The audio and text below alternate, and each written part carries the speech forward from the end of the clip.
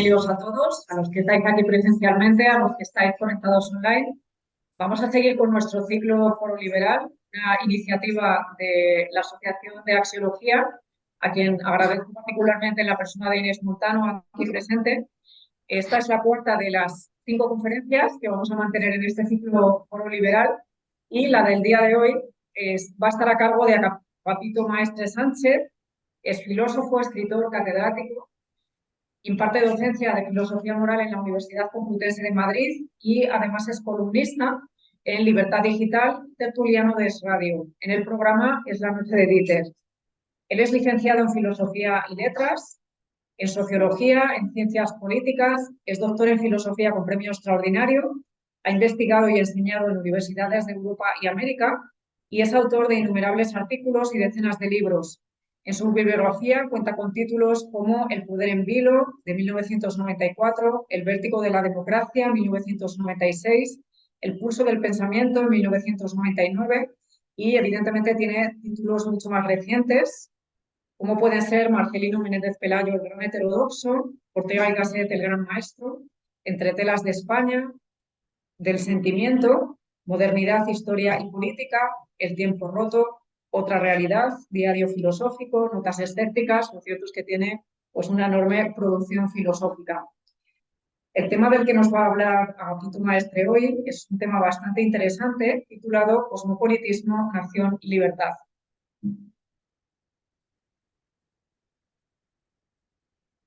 Hola, buenas tardes a los presentes y a los que están por internet.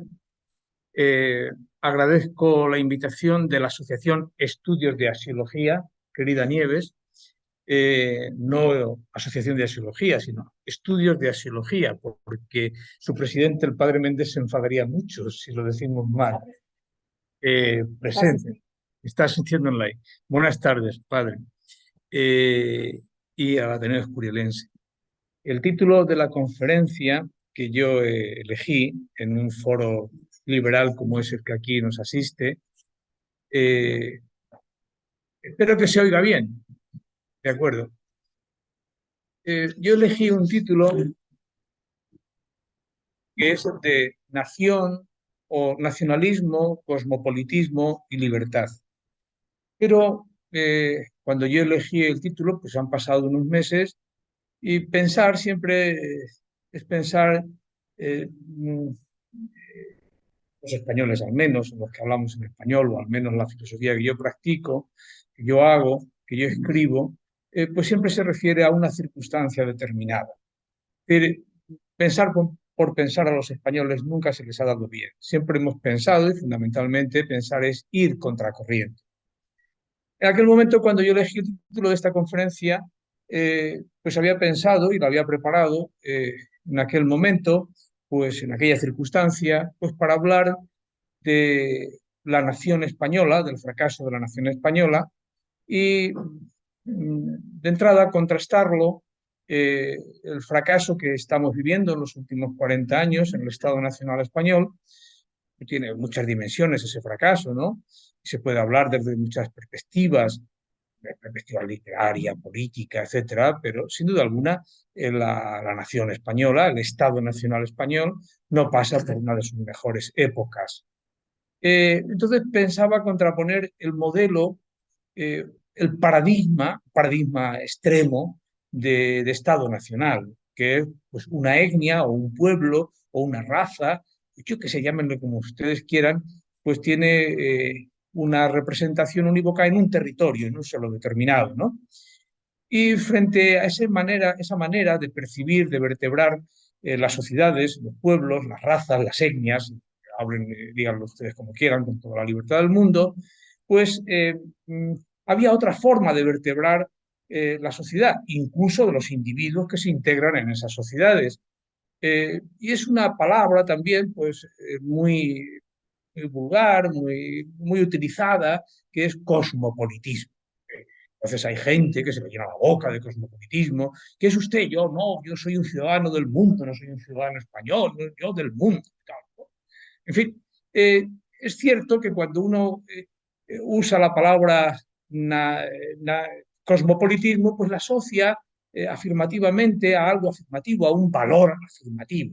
Mientras que el nacionalismo, cuando escuchamos la palabra nacionalismo, pues claro, pues nosotros ¿a qué lo vamos a asociar? Pues, nacionalismo vasco, terrorismo vasco, nacionalismo catalán. Claro, ¿cómo no lo vamos a asociar? Que es así también, ¿no? Pero yo creo que esta manera de plantear el problema pues nos aleja un poco de una genuina relación entre nación y mundo, entre Estado nacional o ser ciudadano de un Estado nacional o ser ciudadano del mundo. Es evidente, es obvio, que excepto los imbéciles o los muy ilustrados, muy obtusos, pues se consideran ciudadanos del mundo. No hay posibilidad de considerarse ciudadano del mundo si uno previamente no es ciudadano de una nación. Es decir, que la identidad de los individuos la adquirimos, el primer nivel de identidad ciudadana, pues es eso lo que llevan ustedes en sus bolsos, en el bolsillo de la chaqueta, pues un carnet de identidad. Soy español. Bueno, pues eso es un nivel de ciudadanía. Luego hay otro nivel de ciudadanía, pues ya mucho más elaborado, que es yo quiero ser español y ejerzo como ciudadano español mis derechos, mis deberes, la Constitución, lo que ustedes quieran. Es decir, los niveles de ciudadanía o las formas de adquirir la ciudadanía son múltiples y diversas, pero sin duda alguna no podemos prescindir de lo que llamamos el Estado nacional.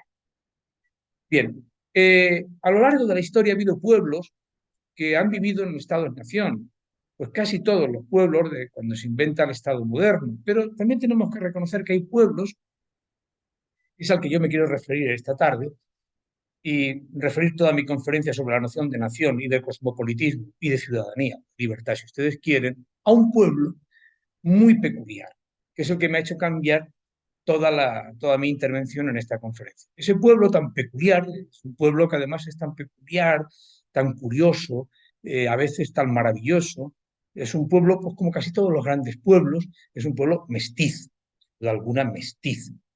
Ya no hay etnias puras.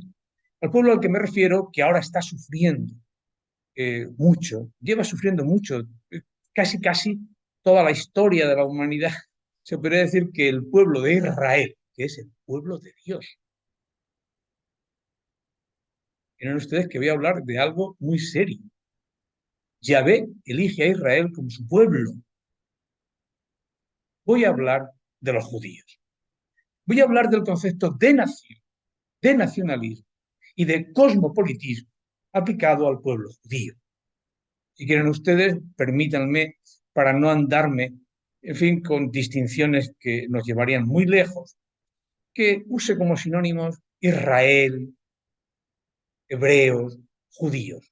Ya sé que son diferentes, ya sé que lo hebreo incluye lo judío, ya sé que Israel se puede identificar con el Estado de Israel que se crea el 16 de mayo de 1948, pero también se puede asociar a Sion, que es una metáfora, una grandiosa metáfora, una montaña, un monte que había en Palestina y que donde se supone que estaba en fin, el reino de David y el templo de Salomón, y los judíos han usado la palabra Sion también como sinónimo de Palestina, todo Palestina, la vuelta a Sion.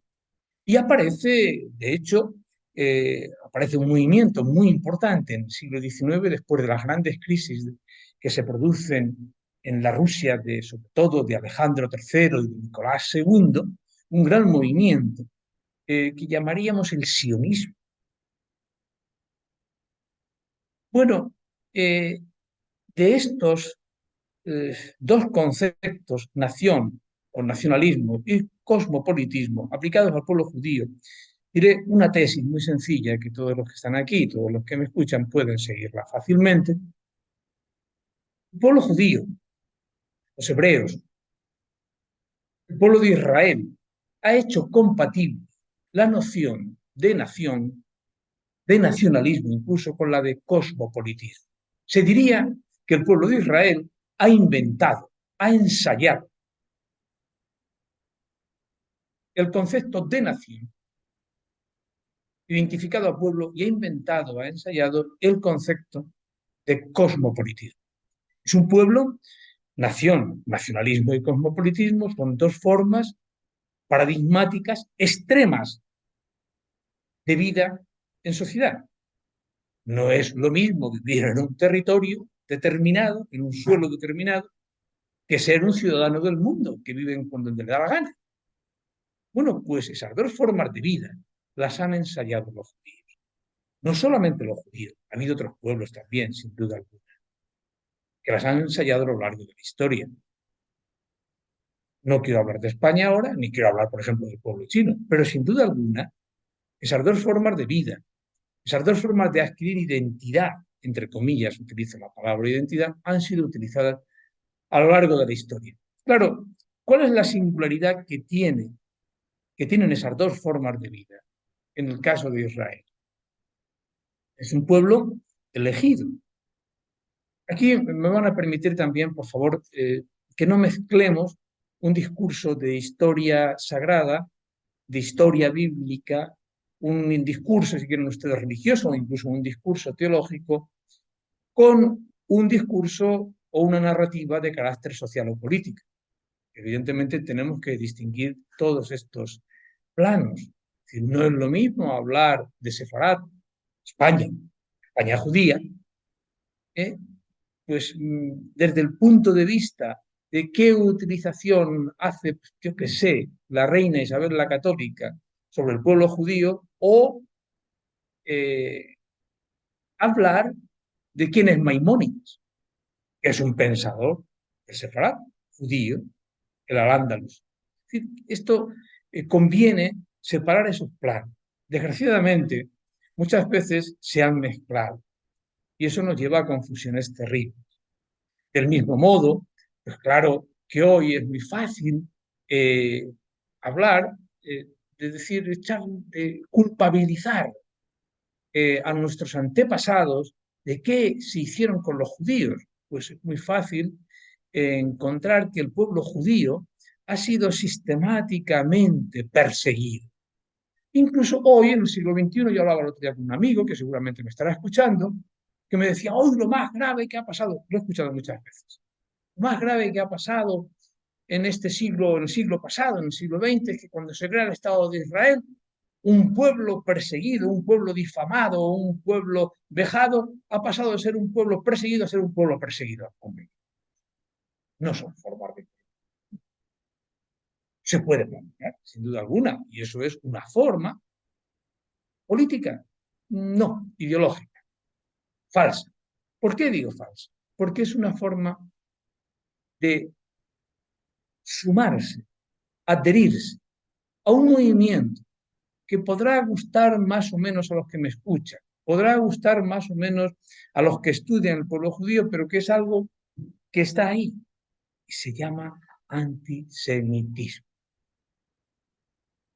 el odio al judío. Esto es algo, es una constante a lo largo de la historia de la humanidad con la cual ha tenido que lidiar ese pueblo, que ha pasado miles de etapas. Por eso les digo que históricamente, pues uno va a cómo la expulsión de los judíos en Egipto, cómo viven con los helenos, cómo viven con los romanos, cómo viven con los cristianos. Es un discurso histórico muy importante, en el cual yo ni siquiera quiero entrar, simplemente señalarles aquí a ustedes las maneras de abordar este tema, que yo diría que junto al antisemitismo histórico y actual, hoy, ayer, esta semana se han producido unas violentas manifestaciones la semana pasada en toda Europa, antisemitas, en Berlín, se han puesto estrellas de David en algunas casas, en Londres, en todas partes. O sea, ¿quién va a negar eso? ¿Se puede negar? O sea, hay muchas formas de negarla, de una manera sutil, ideológica. Antes de la reacción que vayan a hacer los judíos ante el acto terrorista de Hamas, cuidado que van a matar. Oiga, pero primero tendremos que denunciar que Hamas es un grupo terrorista que ha invadido un Estado. Claro, piensen ustedes que, por eso les decía, hablar de nación, de cosmopolitismo, en un pueblo que está ahora en un territorio, pero ese pueblo está en muchos lugares. Cualquiera de ustedes puede decir, ¿cuántos judíos hay en España? El otro día, pues, por ahí había un periódico, así viven los judíos en España. ¿Cuántos judíos hay en Estados Unidos? Fíjense ustedes, ¿cuántos judíos hay en Alemania, en Italia? Bueno, pues podemos hacer ese discurso, pero da igual el discurso que ustedes hagan o cómo vivan los judíos en esos países, lo que nadie me negará, que esos judíos han tenido una tradición cosmopolita desde el inicio de los tiempos. Han vivido como asimilados. Ahí viene la palabra. Cosmopolitismo significaría asimilación. Nación, nacionalismo, pues ese pueblo no ha perdido su señal de identidad, no ha perdido, si quieren ustedes, ese ideal mesiánico de la vuelta a Sion. Realmente, para muchos judíos, no van a admitir el Estado de Israel. Muchos judíos que incluso viven actualmente en el Estado de Israel son judíos que no pagan ni impuestos, que se les deja vivir, pero que incluso quitan la bandera de Israel y ponen una bandera negra. Son los judíos ortodoxos, que se podrían llamar, que nunca van a admitir que exista un Estado de Israel hasta que no venga la llegada del Mesías. Bueno, así podríamos seguir haciendo un discurso que yo no quiero confundir a nadie, pero que nos mostraría que tanto el Estado de Israel es un Estado plural. No podemos confundir el Estado de Israel con el mundo hebreo, con el mundo judío. No podemos decir que el Estado de Israel es solo el Estado judío, porque no. Viven judíos que son ortodoxos y heterodoxos. Viven judíos árabes, drusos. Bueno, en fin, hay una pluralidad, o sea, es un Estado plural. Pero en todo caso, ese Estado que está ahí, que se crea en el año 48, es compatible con otra forma de vida, que es el judío, que no diría errante, entre comillas, sino el que vive en la dispersión, en la diáspora. Sin duda alguna, es obvio para cualquiera que piense un poco que cualquier etnia, raza, grupo tiende a la dispersión. No sé hasta dónde esa dispersión puede llegar, a vivir en diáspora, pero bueno, es decir, uno cuando va a otro lugar, pues tiene que asimilarse. Si uno va a Alemania, tiene que aprender alemán para convivir con los alemanes, conocer sus costumbres, etc. Pues bien, el judío, en este sentido, nos ha dado siempre una lección a lo largo de la historia. Ha intentado asimilarse. Ha sido asimilado. Bien, por eso les decía nación, nacionalismo o ciudadano del mundo que vive en la diáspora. Y por eso les reitero, el Estado, si quieren ustedes, la singularidad de Israel, es que a lo largo de la historia ese pueblo ha tenido conciencia de otras culturas, de otras civilizaciones. Naturalmente, para un grupo de judíos, para una, yo diría, para una tendencia judaica, pues quizá esto que yo digo lo desprecien, porque ellos se van a dirigir únicamente por el Antiguo Testamento. Pero ya pasó la época del Antiguo Testamento. Es decir, ha habido en el pueblo judío un proceso, con todos los pueblos también, de secularización de su cultura. En buena medida, esa secularización de su cultura viene representada por lo que ha sido el siglo, finales del siglo XIX, el XX y todavía hoy, el movimiento sionista.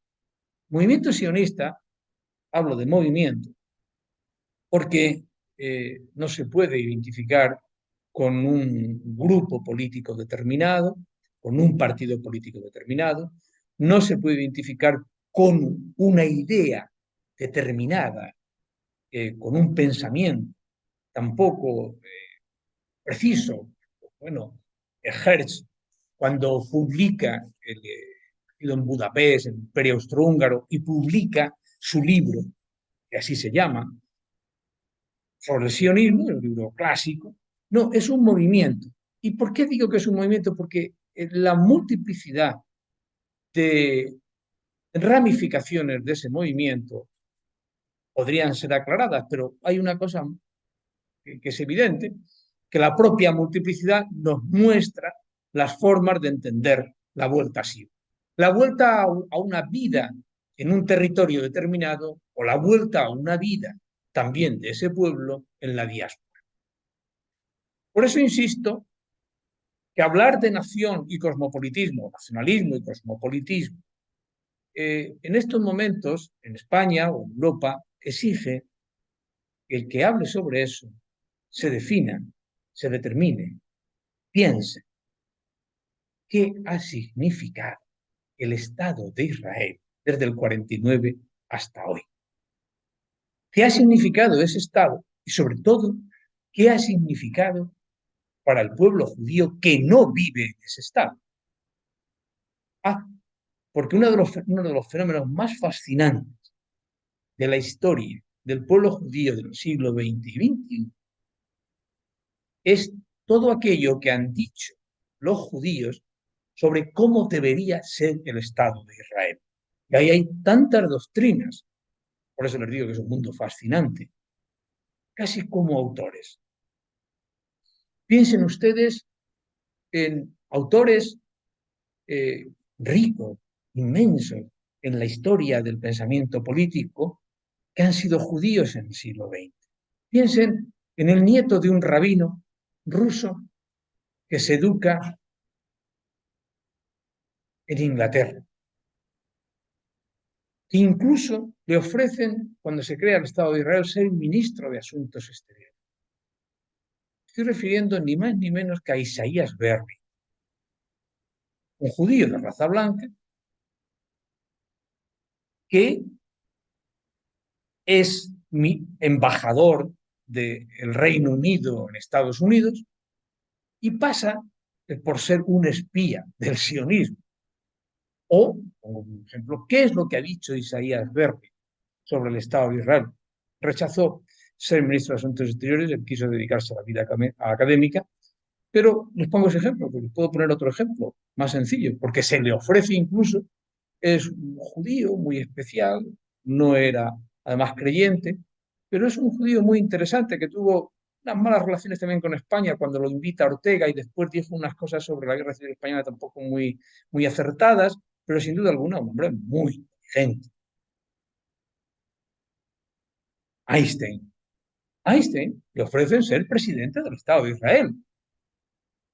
Y también declina, porque dice, bueno, solo me dedico a esto de la relatividad en Estados Unidos. Pero les pongo esos dos ejemplos. Claro, esos dos ejemplos, voy a poner múltiples ejemplos en la literatura norteamericana judía.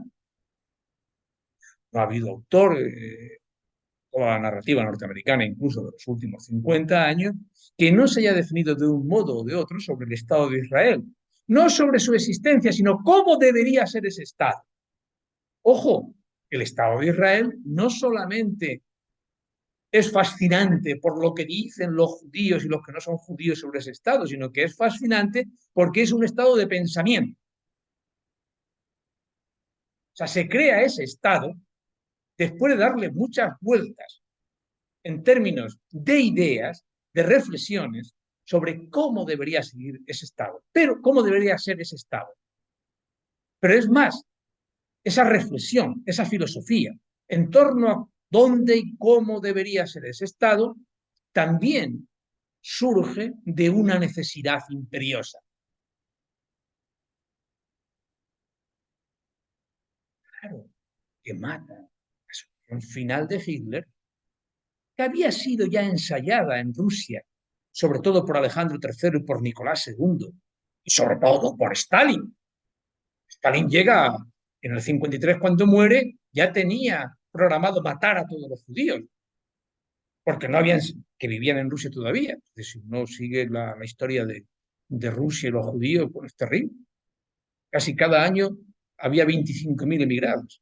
No olviden ustedes que hacia el año 1868, aproximadamente, 1800, sí, entre 1856 y 1881, la mayor parte de los judíos de Europa viven en Rusia. Es en la época de Alejandro II les da todo tipo de libertades, etcétera. Luego vienen, asesinan, por cierto, un judío a Alejandro II en San Petersburgo, y viene Alejandro III y vuelve otra vez a la Edad Media. Ya no digamos con Nicolás II, que es uno de los inventores más maléficos de propaganda antisemita. Pero esto, al fin y al cabo, son maneras de entender el mundo judío desde la nación o desde una forma de vivir los judíos asimilados en otros pueblos, en otras naciones. Pero sí que no podemos olvidar que el Estado de Israel no solamente se crea como producto del pensamiento, que incluso se refleja en ese movimiento sionista, sino que también el Estado de Israel es fruto de la necesidad de ubicar a los que habían quedado a los que no habían sido eliminados en los campos de exterminio nazi, o sea, aquellos que habían sobrevivido a la Shoah, Holocausto, si ustedes quieren, había que ubicarlos. ¿Cómo? ¿Dónde? Volver a sus países originales donde el antisemitismo los había llevado a las cámaras de gas o a los campos de concentración. ¿Dónde? Ubicarlos en otros países que a lo mejor eran tan antisemitas como habían sido perdidos. ¿Qué hacer con ellos? ¿Dónde ubicarlos? Bueno, pues una solución, no digo ni la mejor ni la peor, pero sí que una solución fue volver de donde habían partido, de Palestina. Eso es el Estado de Israel. Y fruto de la necesidad y fruto del pensamiento es el Estado de Israel, al cual, nos guste o no, no hay intelectual en Europa o en el mundo que pueda eludir esta pregunta. ¿Por qué Israel? ¿Por qué el Estado de Israel? Que es a su vez, insisto, compatible con otras formas de vida que no se dan en un territorio, sino que se dan en otras partes del mundo. Esto es lo que yo quería plantear. ¿Y qué es eso de el antisemitismo hoy? Diría que aquello de no podéis vivir entre nosotros como judíos, que decían algunos frailes medievales españoles, curas, ¿no? Luego, no podéis vivir con nosotros. Y luego, no podéis vivir, que será la solución final, que había arbitrado Hitler, también Stalin, etcétera. Estado una solución al derecho de un pueblo a existir, tenemos que plantearnos cómo puede vivir ese derecho que tiene ese pueblo a existir, de qué formas puede existir. Y vuelvo a insistir, en un Estado nacional, con todos los problemas que tienen los Estados nacionales, o en una forma de vida cosmopolita. Y en los dos, en esas dos formas de vida, insisto, extremas, han vivido los judíos, han ensayado los judíos, han inventado los judíos. Claro está, llega un momento en que el invento judío, individual, personal, tiene su límite. No se puede dar, el pueblo judío no puede dar una respuesta individual al problema del antisemitismo. Tiene que ser una respuesta política. Eso es el Estado de Israel en buena medida. Es compatible ese Estado con otras formas de vida judía, otras formas de vida del pueblo de Israel.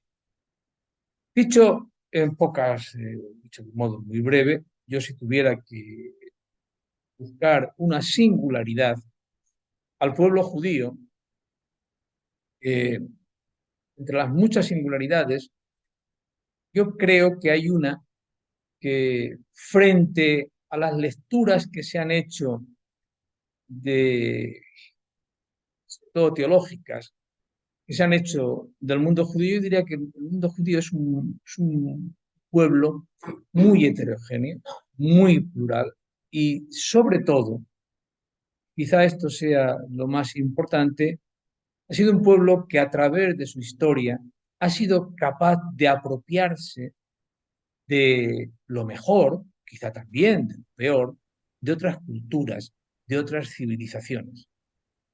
Es decir, no solamente apropiarse, no solamente entregarse en esa, diría yo, en la diáspora, sino que además lo ha hecho suyo.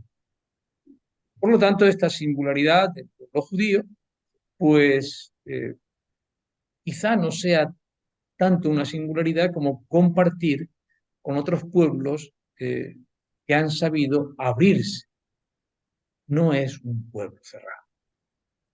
Sin embargo, insisto en este asunto, creo que es muy importante volver al movimiento sionista para preguntarse o para estudiar sus contradicciones, sus paradojas, sus ambigüedades, porque el sionismo surge en un momento donde hay dos grandes ideologías que están en auge, que es la ideología nacionalista y la ideología socialista. Sin duda alguna, otros pueblos han intentado compatibilizar nacionalismo y socialismo. Y aquí se pueden dar todo tipo de contradicciones. Y evidentemente podemos entrar a preguntarnos qué influencia, o si quieren ustedes, qué grado de influencia ha tenido el judaísmo norteamericano. Nombro la bicha, porque mucha gente, bueno, Israel es una creación de una potencia, que es Estados Unidos de Norteamérica. Claro, pues eso es relativamente sencillo y es lo que tiene una cosa muy vulgarota, es decir, pues el Estado de Israel es producto de las potencias occidentales. No es verdad. Las dudas, las ambigüedades, después de la guerra mundial, de las potencias hegemónicas, potencias ganadoras de crear el Estado de Israel, son múltiples y diversas. Es más, únicamente si estudiáramos, simplemente estudiar todas las dudas del movimiento sionista sobre dónde alojar al pueblo judío y por qué se elige Palestina, bueno, es todo un mundo de discusiones y de confrontaciones que he dicho que seguramente la más exagerada es aquellas que consideran, aquellos judíos que consideran no, hasta que no venga el Mesías no puede, no podemos creer en un Estado. Es la promesa que hace Yahvé con Abraham, es el pacto que se reformula de múltiples maneras. Bueno, en todo caso, y esto es lo que quiero señalar como eje central de esta charla, la que podemos decir que en buena medida, no en buena medida, defender a Israel y sobre todo plantearnos el futuro de Israel es tanto como plantearnos el futuro de Occidente. Lo diré de otro modo. La cultura, la civilización judaica forma parte de la civilización occidental.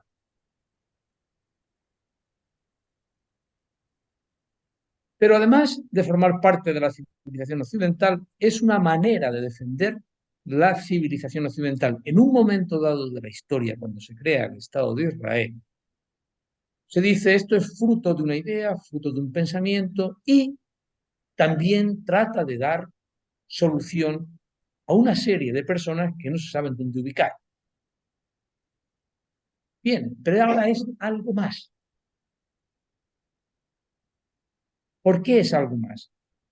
Porque la crisis que vive Occidente es de tal envergadura que Israel somos todos. Por eso digo que superadas las ambigüedades de las potencias ganadoras de la Segunda Guerra Mundial y sobre todo desmintiendo el movimiento sionista, el mandato del Antiguo Testamento, que niega cualquier tipo de legitimidad a un Estado judío antes de la llegada del Mesías, se crea ese Estado. Tanto es así, reitero de nuevo, y no me canso de reiterarlo, porque al fin y al cabo pensar es buscar un par de ideas, quizá un concepto que no agote la realidad, la rebelión del pensamiento contra aquellos que dudan sobre la viabilidad de un Estado nacional israelí. Y ante las dudas de poder vivir como un ciudadano asimilado a otra cultura, surge el Estado de Israel. Eso se llama la rebelión del pensamiento, que está marcada o que marca el destino contemporáneo del mundo israelita. Si quieren, y voy a ir acabando porque ya llevo más de media hora, el sionismo, surgido a finales del siglo XIX, es en buena medida una secularización del mesianismo religioso. En cierto sentido, en términos teológicos, incluso en términos religiosos, es una blasfemia contra la ortodoxia judaica, que nunca va a reconocer un Estado sin Mesías. Por tanto, el objetivo fundamental de una, yo diría, de una, de una nación para los supervivientes de la SOAT es cómo funciona o cómo puede funcionar ese Estado. Creo que en cualquier caso, ese Estado va a estar siempre en vilo, va a estar siempre viviendo el vértigo de su propia supervivencia. Esto creo yo que no es tampoco una enseñanza baladí eh, o una ingenuidad para el mundo occidental. El que un Estado viva eh, en continuo vértigo, decimos los españoles, en vilo, eh, es una cosa muy seria. Digo que es una cosa muy seria porque, claro, las guerras por las que ha pasado Israel desde su creación, bueno, sí, en guerra permanente, nos debe llevar a pensar qué significado tiene este Estado en ese lugar, qué defiende. Ahí aparecen, claro, naturalmente, valores muy importantes para los occidentales, como son las libertades individuales, las libertades colectivas, las libertades. Decir Estado de Israel es asociarlo a la palabra libertad, a la palabra libertades. Bueno, también, y por eso es importante, creo yo, recordar que entre las formas de vida, formas de vertebrar una sociedad, eh, quizá el Estado de Israel, o quizá el pueblo de Israel, que como se suele decir es la sal de la tierra, a veces se ha vertido demasiada sal, dirán los críticos del Estado de Israel, ahí, ya es mejor que esté repartida por el mundo. Porque claro, evidentemente, el Estado de Israel, en la medida que es una blasfemia contra el judaísmo clásico, una participación en el mundo, eh, en el mundo occidental, pues implica que va a poder caer en todos los errores del nacionalismo, de la nación. ¿Significa eso que el Estado de Israel haya pasado de ser un pueblo en la diáspora y perseguido a ser un pueblo perseguidor? Eso habría que hacer análisis, claro, carácter histórico, carácter concreto, político, cuales yo no entro aquí. No porque no me interese, sino porque lo único que aquí charla de 40 minutos debe de quedar claro son estas contradicciones. No hace mucho, con un pensador español, seguramente uno incluso ha escrito un libro que se llama La razón cálida, uno de los mejores conocedores del pensamiento hebraico en España, en Europa y en el mundo. Un autor, por otro lado, muy prolijo, tiene más de 340 libros, es un gran filósofo, Carlos Díaz. Pues yo le decía, hombre, Carlos, tú que has escrito tanto sobre los filósofos judíos, hebreos, ¿por qué no entras a hablar del Estado de Israel? Y entonces me dice, bueno, pues tú ya sabes, porque yo creo que hay dos tipos de violencias y de esto yo hablo. Yo dije, no me cuentes esto, cuéntalo en un artículo, cortito y al pie, como dicen los jugadores ya mayores, ¿no? Es necesario hablar del Estado de Israel para un pensador, para un historiador, para un ciudadano normal. ¿Qué ha significado eso? ¿Qué ha significado ese Estado? ¿Qué ha significado ese pueblo? ¿Cómo no vamos a hablar los españoles, además, de lo que ha significado el pueblo judío? Esto era únicamente lo que yo quería señalar, pero sobre todo que el antisemitismo sigue estando ahí. Es una de las, yo diría, una de las condiciones, no quiero ser muy riguroso en esto, quizás sea uno de los estros, los estímulos negativos que tiene el ser humano para decir, pero ¿por qué se es antisemita? ¿Por qué el odio al judío? Creo que es una pregunta obligada. ¿Por qué todavía cuando habla uno de este problema, explícita o implícitamente o tácitamente, cuando hablamos de antisemitismo, hay un rum rum, algo habrán hecho? Miles de conversaciones. Aquí, en España, en San Lorenzo, en Madrid, en todas partes, algo habrán hecho. ¿Por qué? Claro, eh, permítanme que les exprese de modo casi carnal estas, para mí, vacilaciones. Cuando digo vacilaciones, perplejidades. Ayer mismo yo leía sobre el antisemitismo, acerca del antisemitismo en la sociedad alemana de posguerra, un libro sobre un pensador al cual yo le tengo un cariño especial, porque casi hice mi memoria de licenciatura sobre su pensamiento. Hice incluso mi tesis doctoral sobre este filósofo y la relación que tenía este gran filósofo judío, que no quería llamarse Wiesengrund, sino quería ser llamado por su apellido materno, porque su madre era de origen gaditano, Adorno, Teodoro Wiesengrund Adorno.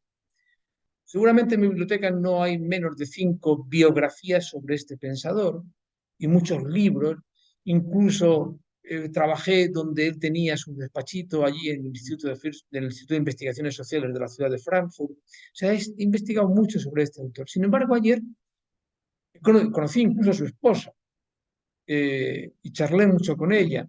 Pero ayer en un libro curioso, que es libro de un autor norteamericano sobre los filósofos de Hitler, o sea, que vivieron en la época de Hitler, me encuentro una serie de datos que yo desconocía.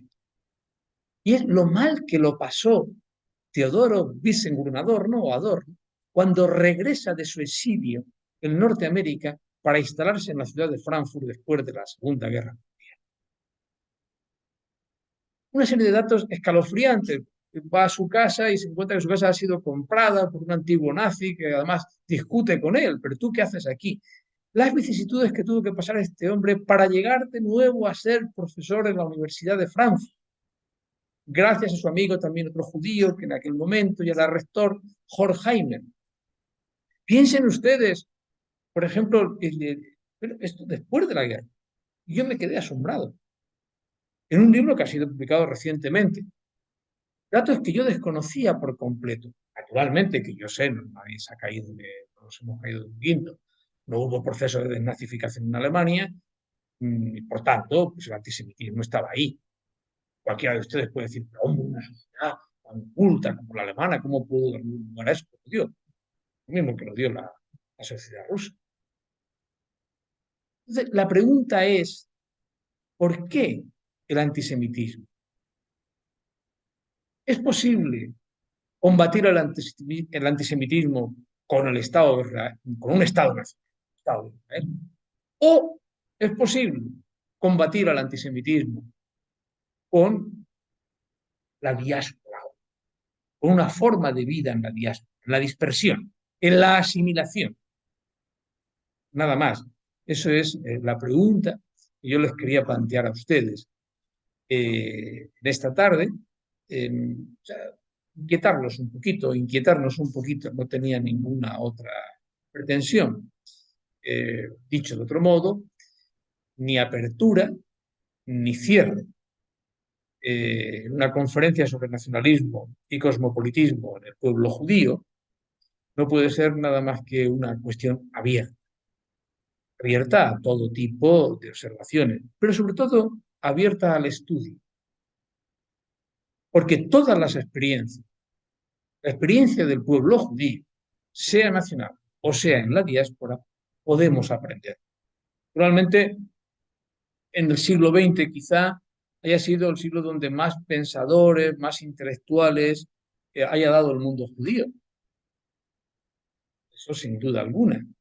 Pero siempre nos vamos a encontrar con eso que despreció en una frase genial Ortega, el antisemitismo. Pero que nos vuelve, yo les diría a usted, me diría, nos vuelve a coger por la solapa y movernos y decir, pero si está ahí el antisemitismo, salga a la calle. Este es el problema. Esta es la cuestión. ¿Cómo un pueblo que ha sido esencial para definir la cultura occidental, se nos llena la boca cuando decimos somos occidentales, judeos, somos judíos, cristianos, romanos, no solo somos grecorromanos, también somos judíos? ¿Cómo el antisemitismo? ¿Por qué ese odio? Yo creo que tenemos la obligación todos de contestar a esta pregunta, y para ello entrar en la historia del pueblo judío en todas sus dimensiones, pues me parece un estímulo intelectual de primer orden. Nada más, muchas gracias de nuevo a la Asociación de Estudios de la Sociología y al Ateneo Escurialense por esta amable invitación, y a todos ustedes por escucharme y a